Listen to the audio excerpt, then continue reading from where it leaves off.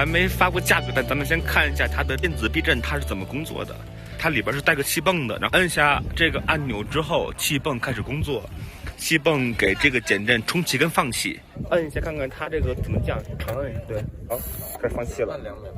这个是放气声音，然后这个是打气声音。稍等哈。然后这个声音就比较低，这是我们标准的一个声音。这里通过摩斯按钮可以调整。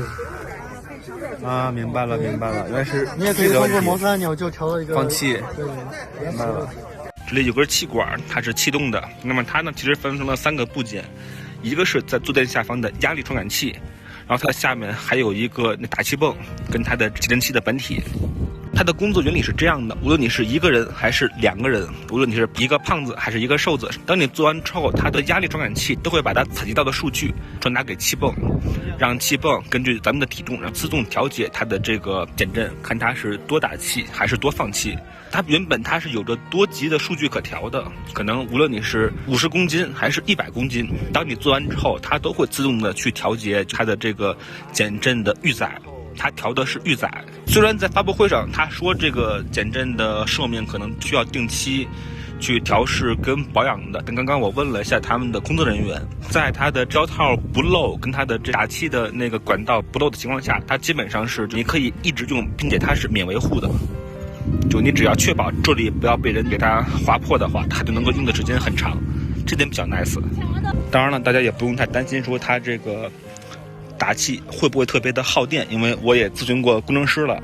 就当这个电瓶的电量充裕的时候，它才会立马的打气跟放气。当电瓶的电压不足时，它是会等你先把车打燃之后，然后它的气泵才会工作，这样来避免因为气泵工作而把电瓶给它耗到没电。所以奔达的工程师想的还是很全面的，他已经想到了一些可能因为这个而导致的没有电的情况的发生，并对它加以规避。虽然这个减震的实际效果我还不知道啊，但是它这个功能实在是太酷了。至于前减震我也试了一下，它的前减震的调教就是比较舒适型的，所以这个车骑着还是并不那么激进跟战斗，至少慢慢骑的话，它是一个舒适的整车的调性。还有一个隐形的惊喜，奔达把这个下泵和上泵都改成了布雷博的侧推泵，泵是侧推泵啊，然后下面是一个对4的卡钳。这套东西应该是和那个长刀是一样的，所以它的手感一定很好，因为长刀的手感它就很好。另外再说一下，奔达这俩排气的功率是不一样的，这个刀鞘型的排气它能够增加4匹的最大马力，而这个呢它就增加不了，它就是一个常规的一个造型而已。这个东西是奔达的油耗指示灯，剩余油量指灯非常的棒，它这个造型和这个灯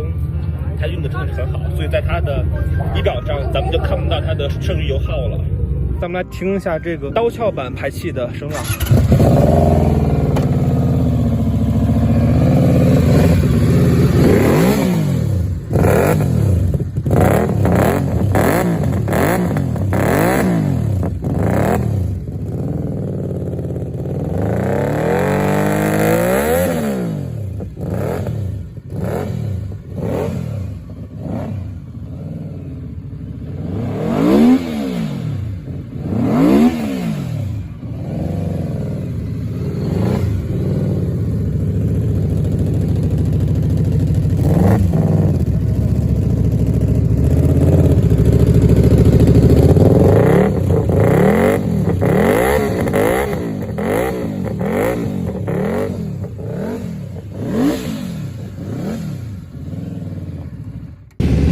奔达的这个也是带高的皮带啊，